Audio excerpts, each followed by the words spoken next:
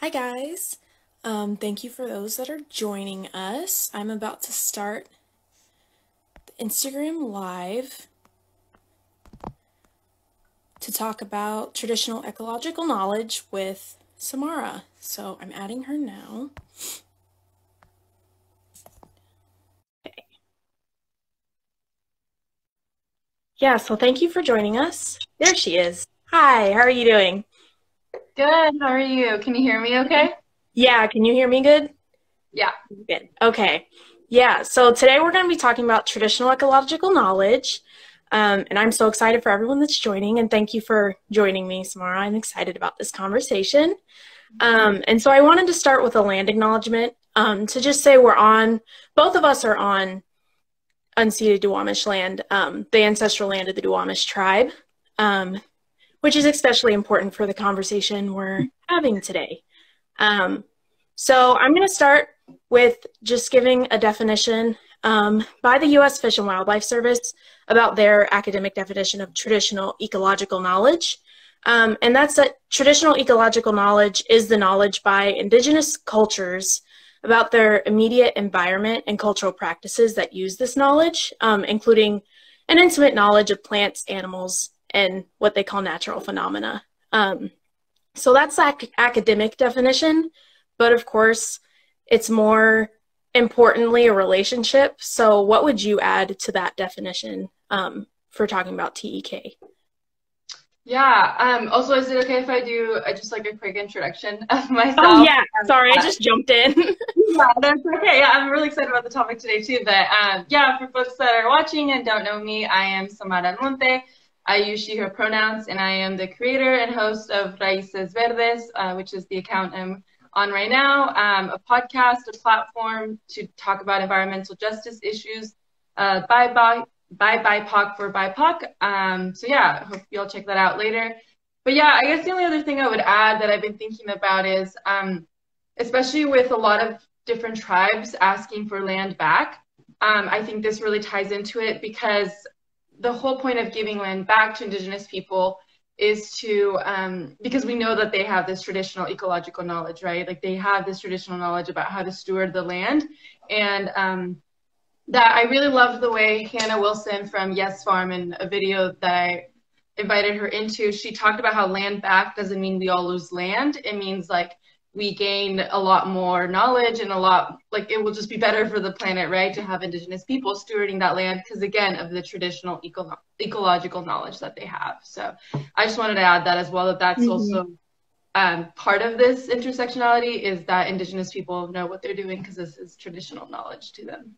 Yeah, absolutely. I love that wording of it. And I guess I have a little bit of history that I noted on the term traditional ecological knowledge because it's obviously not the term that's used by Indigenous peoples to describe their own relationship with the land, because that's more about a relationship, it's identity. So it was coined in the late 1900s by scientists, and it was used by anthropologists and then ecologists to study Native peoples, and then also then ecologists. There was more interest in the 1980s specifically concerning sustainable land use practices in fisheries, and then also like assessments of impacts on the environment with construction. And then there's been recent interest by the stewardship, like land stewardship and other biology-based communities with ecology to not only like incorporate tribes in making decisions, but create more sustainable ways to manage the land. And which an important part of that is partnership. So that's why Green Seattle Partnership decided to have this conversation. Because certainly Green Seattle Partnership at the very beginning of the partnership didn't include the Duwamish or any other Indigenous-led organizations, but since then has been in partnership with the Duwamish tribe and then a few other Indigenous-led organizations in Seattle to steward Seattle parks. So for me, I didn't run in run into the term of TEK until in the past year, honestly. I had always thought of it as a relationship, and that's how it was explained to me with my family. And so how did you run into the term TEK, Samara? Yeah, so I ran into it in academia. It was, I don't know, maybe halfway through my undergrad. I have a background in urban planning, but did a lot of classes around sustainable development and environmental justice. And this class was all about traditional ecological knowledge. We were reading a couple different books, very much from an anthropological perspective, like you were just mentioning. So like, I don't think the one that we were reading about Zapotec people was even by Zapotec people. It was like by an anthropologist that had gone down to Oaxaca and I like studied these ways of people developing corn and like other plants. So I came across that term and I was also really surprised, like how you were saying how like in my family it was called something different, because I think we, at the end of the class, we had to do like a project on a specific traditional ecological knowledge or TEK practice. And I just ended up telling the story of how my dad, my grandfather, my great grandfather were sugarcane farmers in Mexico in the state of Michoacan, and like the different traditional ecological ways that they would cultivate sugarcane with like the burns, the intentional burns, and like all these different things. And the watering system was also very traditional. And I was like, I've known this my whole life, but I didn't know there was like a term to it, right? And so yeah, I also came through it not that long ago, maybe like 2 or 3 years ago in that class. And unfortunately, the professor was like a really great professor, but he was a white professor, a white man. And so I think it would have been so different if I had had that conversation by like an Indigenous scholar or with an Indigenous scholar. I think I might have also been the only person of color in that class. There might have been like one or two, like maybe one other person at the most. So again, I think I was glad I had that knowledge after that. And like, then after that, it started getting easier, I think, finding like Indigenous scholars and other Indigenous people to talk about traditional ecological knowledge with. But I think it definitely came from a more like anthropologist perspective, like you were saying when I first found about it. Yeah, for sure. And so as we continue this conversation, I guess I wanted to start with like, well, I already started, but the Green Seattle Partnership is focusing Earth Month and our Earth Month activities on kind of helping the Green Seattle Partnership community in an exploration of what TEK is, because it is becoming like more of a topic of conversation. And not only that, it's important to know what it is as you're striving to work in partnership and with tribes and other, and like working with the land. So I guess I wanted to make the point that seeking to understand the relationship of Indigenous people and the land where you reside and that you're working on is something that you can only do in partnership with Indigenous peoples. And so that knowledge isn't for non-Indigenous people to share, but we can engage with it as a community to understand, like begin to look at and challenge our own ideas of how we look at the environment. And that will inform our own personal interactions with the environment and looking at it holistically. And also, I mean, everyone is like, everyone's family comes from somewhere else, mostly in the US, because it's like a settler state, and mostly everybody immigrated to where they are living now. So we each have our own way that we grew up or began interacting with the environment and with Earth, some ways harmful, some ways good. So that leads right into your podcast and what you mean when you say Raices Verdes. And so what do you mean when you say Raices Verdes? Yeah, so the direct translation is green roots. And I'm actually really love that you said right before this about immigration and like how, like, you know, our ecological knowledge might come from a different place besides like where we live right now. And that's so interesting because, yeah, I think as I was trying to come up with like a term for like the podcast and the work I wanted to do, I think I came up with the like word Raices Verde or green root, because to me, like, just like how we have like, you know, blood ancestors, like we have our parents, our grandparents, like a lineage, we also have a lineage of stories of how we interacted with the environment. And like you said, different BIPOC, like different groups of Black and Indigenous people of color have had a very unique relationship with the earth. And I think there's a lot of similarities and connections among all of us. But at the end of the day, I do think it's important to not homogenize one Indigenous cultures and just like any like BIPOC culture, you know? And so, yeah, I think I was just thinking like, okay, if we have family roots, then why aren't we talking about like our environmental roots? Because to me, they're also really connected, but I think we're still in a place where we have to kind of talk about them almost separately so people like bring them together, you know? And I think, yeah, I think green roots can include your migration story, like maybe the seeds that your grandparents brought over to the United States with them. It can include, you know, stories of food and foods that you still find ways to cook here. It can include like even the way you think of time, right? Like I think I've been thinking a lot more about how much time in the like Western culture, we think about it with like minutes and hours, right? But with like indigenous culture, like it's all about the seasons, right? And like thinking about like as the seasons change, and it's just so connected with the earth or with the moon cycle as well. And so again, like all those different pieces of knowledge that we brought over, you know, as we have come to the settler colonial state for different reasons, like I think those are part of our green roots. And that's why in the podcast, or basically almost anything I do in this platform, I ask people like, what are your green roots? Because I just want to know, like, how are you connected to the earth today, through diaspora, a lot of us, or maybe some of us still have, you know, a lot of connection to our indigenous people, and that's like amazing. Also, like language preservation goes into that. I love reading about how when we revive an indigenous language and we're able to keep an indigenous language, like that's also a lot of ecological information, because there's usually like things about how processes go about, or again, seasons go about in that knowledge. Like I think green roots to me are just like our blueprint of like how we interact with the earth as like our own identity, as our own personal journey. And so yeah, it's kind of, I didn't really see as much of a connection with traditional ecological knowledge until you brought up this question. So I'm really glad that you did.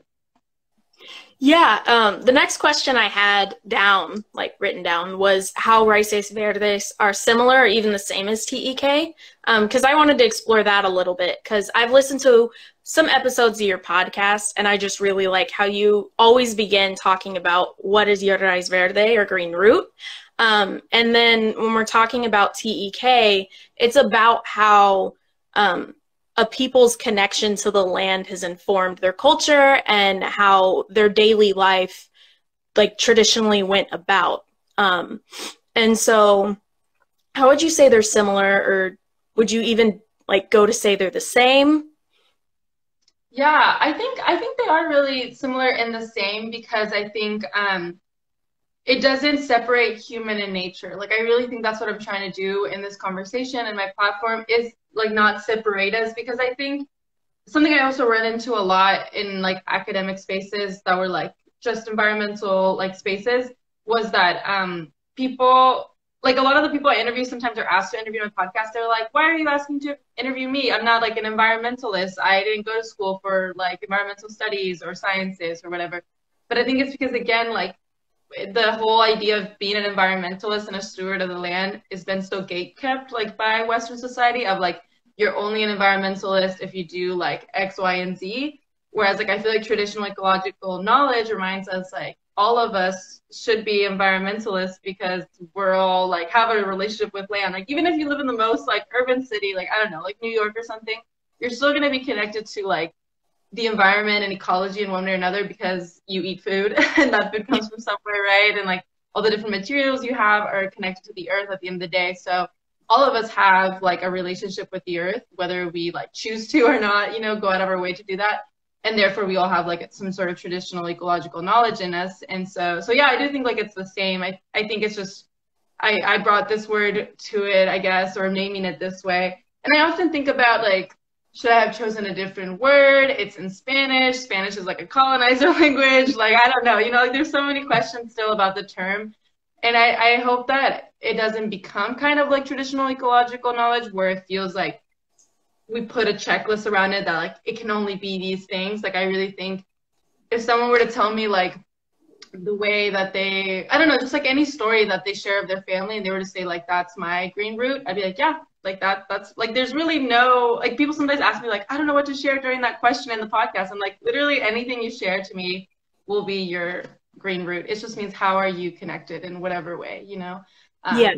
So I do think they can be really similar, because it's just all about a relationship that is not just about nature and us, but rather like us with nature. Yeah, that's awesome. Yeah, I 100% agree with that. And so talking about the relationship with us and nature and how that's really, if you're trying to read a book or by an Indigenous author that centers TEK or centers just the way stories work in like different cultures or tribal cultures, then the relationship that is between people and the land is what's really different in comparison to the way Western society views people and the land, which is a separate. And so I know you've mentioned this in your podcast, is healing our relationship with the land. And that's something like I'm trying to begin like to understand with myself, you know? So looking at the environment, I guess, holistically, and not as separate pieces, because I think it's really easy, especially with Western science, where ecologists are supposed to specialize, say like, oh, it's the forest, but not just the forest, it's this one tree.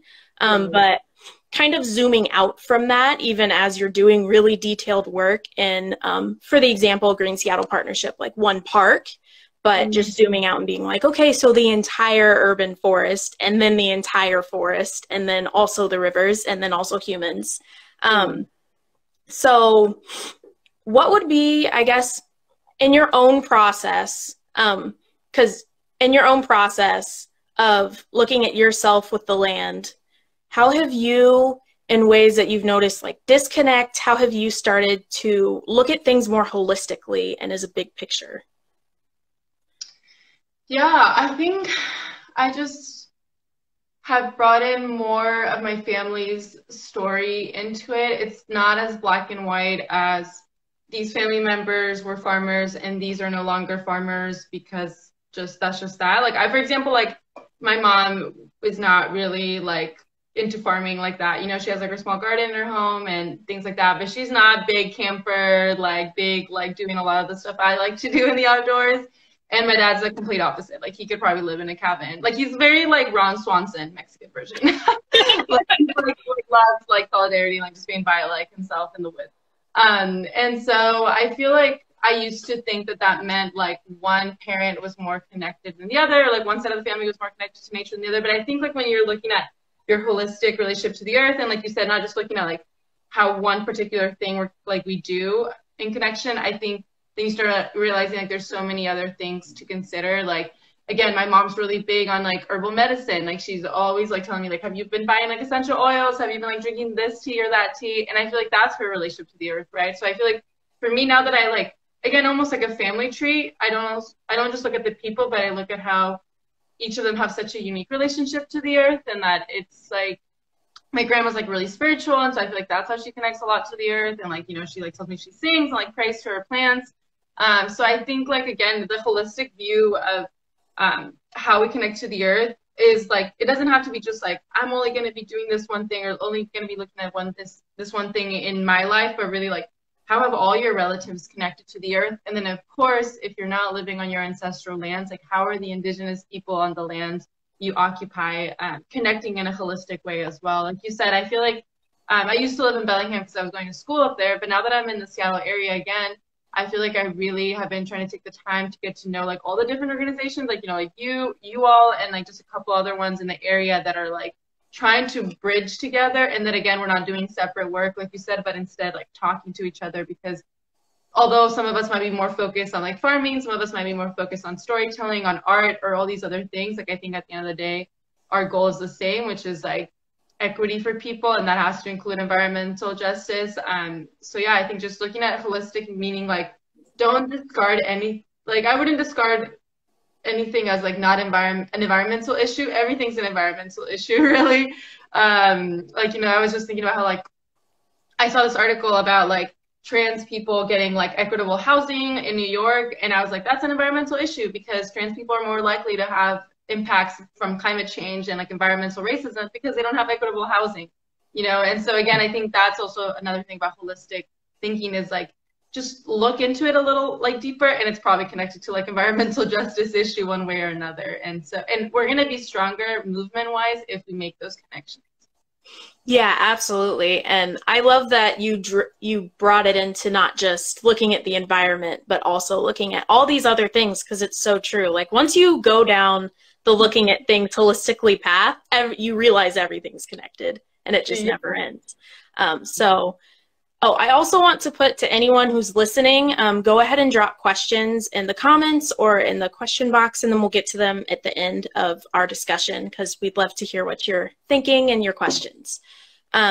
So the last point that I had for this discussion is kind of what we've already been talking about, but the term traditional ecological knowledge is academic. So it was created by non-native people, and as a result, it places the relationship with the land and the special understanding that comes with it like in a box. And often, like even from the lens of Western society and a settler state and Western science, there can be an unmet expectation or an expectation we have subconsciously when approaching Indigenous knowledge that it fits in a box of being able to easily fit into systems that are already made, either for scientific purposes or just in our own understanding of the way the world works. So I guess, and what would be helpful ways in a colonized world do you think we can work towards approaching TEK and, I guess, environmentalism as a relationship? Yeah, I think with this last question, something I was thinking about was that because TEK was like developed as a term by anthropologists I think have a really funny way of just like putting Indigenous people as like ahistorical and being like they're no longer in existence. These are things that were happening like a long time ago. And so therefore TEK I feel like kind of does this weird like romanticization and moralizing of like Indigenous knowledge and not bringing it to like present time, which is so not true because I feel like I don't know, I want to think that my ancestors knew that we were going to eventually have to like adapt our TEK or traditional ecological knowledge to current times, right? Like I think about how crazy like knowledge like Indigenous people across Turtle Island had before colonization about like the stars, about water management, about food systems, right? Like all these different things. And like again, they were going to be adapting as the world changed as well. And so I think when we talk about traditional ecological knowledge, like be really careful of not putting it in the past and of like not saying like Indigenous people took care of like clams, for example, here in the Coast Salish area, or took care of like seaweed, you know, in this way. Like, no, people are still doing that, and they're reviving the ways, and they're finding ways to do it in the current systems that we work in. You know, one of the things that I think really stuck the most with me when I was working with the Shitsa community in Oaxaca, they're part of like the Zapotec region. One of the like elders there, or like the mentors, was saying, you know, like we're trying to teach our Indigenous youth how to like maintain their traditional knowledge, but also know how to exist in these current systems and worlds, so that they can handle both things at once. And that's the thing, like I think Indigenous people today, you know, are finding ways to like hold their traditional knowledge, whatever that looks like, whether it's like language or like ceremonial practices, or obviously direct connections to land, and also navigate this Western world. Like you can do that. You can navigate this Western world with our traditional ecological knowledge. And we do that because we want it to survive and we want it to continue being passed down, you know, like, and so I think that's important with TEK, is that like just it's happening right now. Indigenous people are using technology to make this happen right now. Indigenous people are using like, you know, technology to keep language alive. And so I think like, yeah, don't think of TEK as like we're all going back to like pre-colonialism, because we're just not there anymore. You know, it's like use the tools we have now to like bring back traditional ecological in a way that's like adaptive and to create a more just and equitable world. So. Yeah, absolutely. And I think also a good way for kind of getting out of that mindset of Indigenous people, like putting them in a box of like, oh, that did exist, when they've always existed and they continue existing, just like everyone else does, is to actively like be involved with and be aware of and research whose land you're living on.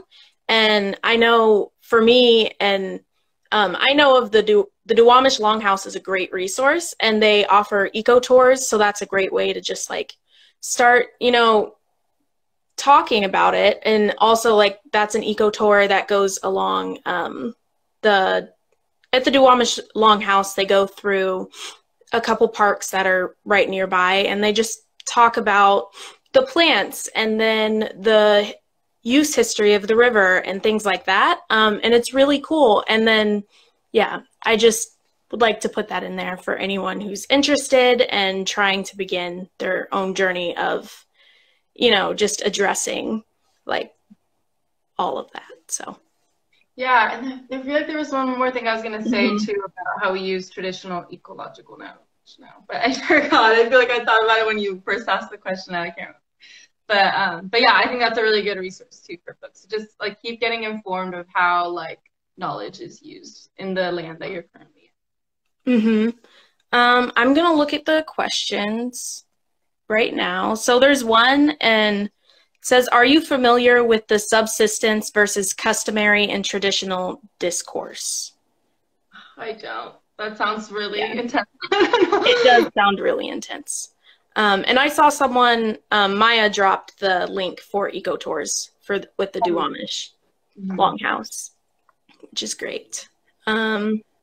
Yeah, do you have any last thoughts on this topic? I'm trying to think myself because we covered a lot of things. Yeah, I'm trying to think. Like there was something else I was gonna say, but I forgot. Oh, I think just like also understanding that the way you might learn traditional ecological knowledge from Indigenous people is also going to be very non-Western, obviously. Like, I think I'm really working hard on, like, for example, like, there might be not as much of a structure as we're used to with, like, the scientific process, right? I think, like, how we were talking about time earlier, too, like, you know, time is just, like, measured differently in different Indigenous communities. Like, you know, in Western society, we might be like, okay, I need you to teach me, like, A, B, and C process to like plant these native plants and like how will it look like, what will we do afterwards? And you know, so maybe the elders that are teaching you might be like, we are not going to move at that pace. Like the pace is going to be different. We're going to have to talk first. We maybe got to do storytelling first about how these seeds came to be in our land. Like, you know, it's just like, I think that's something else is that, like, if you're trying to like learn more about traditional ecological knowledge and like you said, be in partnership with Indigenous people, then just know that you're going to be uncomfortable with maybe some of the learning ways. Like I'm uncomfortable sometimes because I have gone through a very standardized academic system. So therefore my brain sometimes will go there of like, okay, I need a process. I need an academic paper at the end of the day to publish, but that's just not going to be it. Like you were saying, that's like TEK is not going to fit in that way. So I think just being open to that discomfort of learning in a different way. Yeah, so someone just dropped a comment and I'm just going to go ahead and read it. It says, with the undamming of the Elwha, I would imagine that to be the perfect time to begin collaborating and using TEK, and then wondering if the Forest Service or national parks are reaching out to Indigenous peoples and communities of the Olympic Peninsula. I don't know. Yeah. I know from the research that I've done on TEK that the Forest Service does have like a list of tribes that they're reaching out to. So it's probably worth Googling. They also have a page about like resources that they have for Forest Service employees about TEK. And I would say too, like that actually makes me think about how we need more Indigenous scholars, you know, Black Indigenous scholars. I hope people know that when I say Indigenous, I also mean Black Indigenous people. But when we need more Indigenous scholars in STEM, like we need more Indigenous scholars in the forest, like ecology, so that they can like also pursue that type of knowledge in an academic setting. Because again, we're living in this world where we have to exist as Indigenous people in these like westernized spaces. So I think that's really important because up at Western Washington University, when I was there, you know, I saw in the environmental science field, there was one that I can think of, Indigenous professor, and he was really good about bringing in TEK knowledge, and like his lab was mostly composed of Indigenous scholars, Indigenous students, so that they would do together projects around like clams, around like just a lot of like more like sea like Coast Salish stuff. And it was really cool to see that he was an Indigenous scholar and then he could bring in other students with him along to learn this way. And it was that blend, you know, of westernized academic systems, but also the students bringing in knowledge from their community. And he worked a lot with NWIC, which is the Northwest Indian, I think, NWIC, I just like forgot the acronym for it, but it's one of the tribal schools that is up in Lummi. And so they did a lot of collaboration too. So again, if you are working in STEM in some way or another, like get Black and Indigenous scholars in there, students, you know, start as early as elementary school. Like realize that they have a place in this field, because we do need them to bring in that TEK and like be the ones working for the Forest Service or national parks at one point. Yeah, absolutely. Because, yeah, definitely. I'm from Indiana, so my experience going through school, because I studied wildlife biology, it's just like normally I was the only person of color in those classes, with a few exceptions. And then I had one professor who was a person of color. So it definitely, like, just being able to see yourself in that field is a huge thing, because Western science isn't going anywhere. We're not going to be able, and it like is a good tool because it has its own process of studying things. So we're definitely just going to have to, you know, make the representation be there, especially for people that are already in the field, to just pull others in, because that's the only way forward to really start addressing problems that we have to. Yeah, and I would say lastly, with like, since we got into kind of a topic of education, also be okay with like letting go of some really problematic like STEM people. Like there's like some eugenicists out there we do not need. Eco-fascists are definitely out there. Like do not be reading, like we can stop reading Tragedy of the Commons, or at least read it critically, you know, like that's the thing too, is like another reason why we need like Black and Indigenous people in STEM is because we just cannot be, like a lot of anthropologists are super problematic too when you read their work. So like, again, read that with a critical eye, so that we are just not perpetuating that same narrative of like Indigenous people are no longer here, and instead read, like there is Indigenous scholars now publishing a lot of work around this. So. Yeah, for sure. Definitely. Okay. Does anyone else have any questions? If so, drop them in the comments. I'm not seeing any more right now, but if you have any, I'd love to hear what they are. So. No, I'm excited for Earth Month. I feel like I've already been seeing a lot of environmental justice focused conversations like this, so I'm excited to just hear what people are doing. Yeah, I've been hearing a lot of them too, and then I'm gonna put a plug for GSP. We created a book list about by Indigenous authors, and then other books that are just about like BIPOC knowledge, not knowledge, BIPOC authors. There we go. I needed to find the words. Specifically about the environment, and then also some of them are books of poetry just in response to historical events and recent events. And I would encourage you guys to head over to greenseattle.org and check it out. We are having a like book club discussion on Whereas by Layli Long Soldier, and that's a book that of poems in response to I forgot the specific resolution, but it was in 2007 the US government released a private, it wasn't public, but it was an apology for the colonization and the genocide of Native peoples, which was really vague and wasn't public and meant basically nothing. But so I'm excited. I'm reading the book now, and I'm excited to discuss it. So if anyone's interested, that's information to sign up for that discussion is also on the website. So. Yeah, and I guess, yeah, if we're starting to kind of like close up, I'll also just plug in that I launched the Patreon for Raices, Verdes for the podcast not that long ago. And, you know, there's a tier as low as $5 a month. And I am hoping to write more just like personal essays, or do like short video conversations about traditional ecological knowledge on the Patreon, because usually in the podcast, like, you know, I'm interviewing other people, so they bring in their ecological knowledge, but I think this will be kind of the space where you'll get to know more about me and like my own perception on things like this, kind of like these conversations. So again, if you want to support the podcast monetarily and also get like some extra reading material or videos to watch, definitely go and look at that. There's also a diversity, equity, and inclusion fee Patreon tier, or DEI Patreon tier, for environmental organizations that want to contribute a larger amount to this organization. I will be giving away part of those funds to, for example, when I recreate outdoors, you can pay, you know, the Indigenous tribe that you're occupying. So like I think you talked about the Duwamish tribe, where there's like Wenatchee tribe is also trying to buy land back. And so it's important to think about, you know, whose trails are we recreating on. And so, so yeah, I would just plug that in if folks want to learn more about my work and want to support the podcast. Yeah, that's awesome. excited about that. So is it also on your website, all the information and being able to sign up? Yeah, so Okay. I mean, I'm tagged in this video, but yeah, it's on the link tree on the profile or on the website under donate. You'll see kind of the different ways you can donate to the podcast. And like again, with the Patreon, you'll be getting some extra content and conversations that I have around these type of topics. Awesome.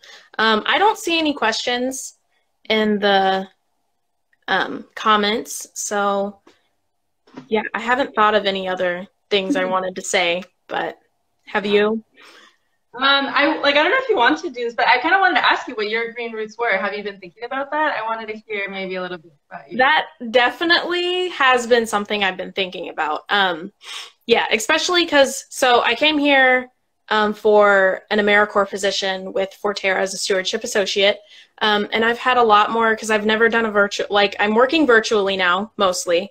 Has never happened before, so I have a lot more, and I graduated, so I'm not working and doing other things and doing family stuff. So I have a lot more time on my hands to just recreate outdoors, which has been amazing, and to like just be in my thoughts. So my green roots are through my dad, really, and my mom. So they both gardened. And so we always had a big garden coming up, partly because like to help cover food costs, but also just because my dad's family always has had gardened. Until roughly his generation, it wasn't as consistent. And then my mom's family gardened. So I'm mixed. My mom's white and then my dad's black. And so we'd always be helping his mom put in her garden.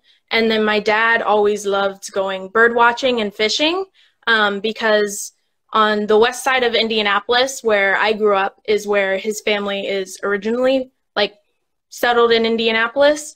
So the White River is near there. So he would go down there with his friends and his siblings, and they would fish and swim. Obviously before the river was super polluted and swimming was not that great of an idea. Or before they didn't know about it, so they swam in it anyway. Which is an even grosser thought, because that definitely happened. I'm growing up in the West Coast, so I'm used to being able to go into these different water spaces. And then when I went to Michigan for a couple summers, I was like, "What do you mean I can't swim here?" Like, it was really crazy to like think about just like the accessibility of water. Like you might have it there, but you might not be able to like recreate it in the same way that we do, for example, here in Washington. Yeah, that's also been super fun being here, because there's just so much water. Which has been really exciting for me to see, like massive rivers. I've really enjoyed that. But yeah, just going, so so I have a twin sister. When we were young, they would always make an effort in the summers, because my mom, once my sister and I were older, worked like as a classroom aide at first at the school we went to, and then she started tutoring kids who were at risk.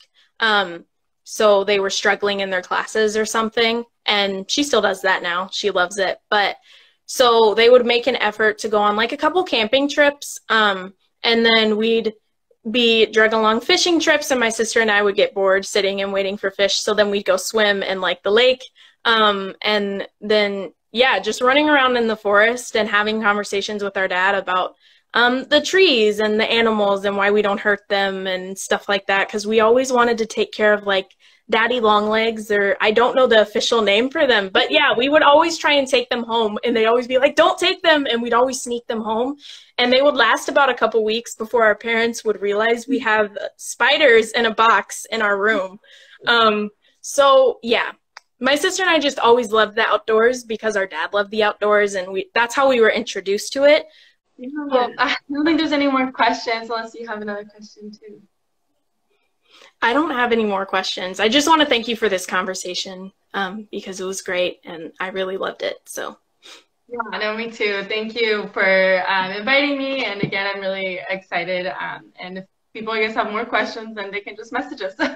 Yeah, absolutely. So have a good evening. Thank you. Thank you for tuning in, guys.